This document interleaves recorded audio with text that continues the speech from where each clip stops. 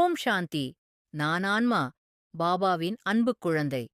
கருணையுள்ள தந்தையின் வரதானத்தால் சீரிய நிலையை அடைந்து, ஞானத்தையும் சக்திகளையும் பெற்றுக்கொண்டு, ஆன்மீக வாழ்வில் உயர்ந்த முன்னேற்றப் பயணத்தைத் தொடர்கிறேன்.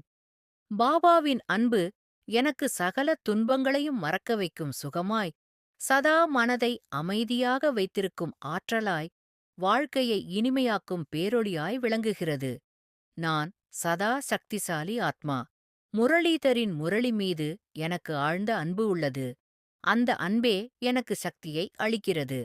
முரளி மீது வைத்துள்ள அன்பினால் நான் சதா சக்திசாலியாக இருக்கிறேன். முரளி படிப்பதன் மூலம் பாபாவுடன் என்னுடைய அன்பு இணைகிறது. முரளி மீது உள்ள அன்பே எனக்கு பாதுகாப்புக் கோட்டையாக இருக்கிறது.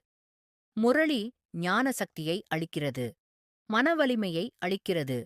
யோக சக்தியை அளிக்கிறது. விக்னங்களை வெல்லும் ஆற்றலை அளிக்கிறது. சுத்தமான சிந்தனையை அளிக்கிறது.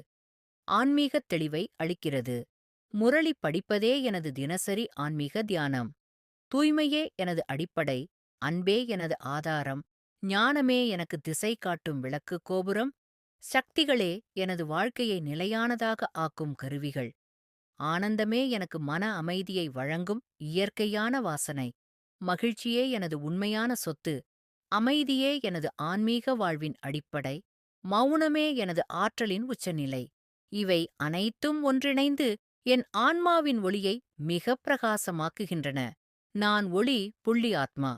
புள்ளி ரூபத்தில் இருப்பதே பாபாவுடன் எளிதான இணைப்பைக் கொடுக்கிறது. அன்பு கடலுடன் பூரணமாக கரையச் செய்கிறது. அலௌகீக உலகில் நுழையும்போது மென்மையான யோகம் நிலையாகிறது. சிந்தனைகள் தூய்மையடைகின்றன. பாபாவுடன் நெருக்கமாக உணர்கிறேன்.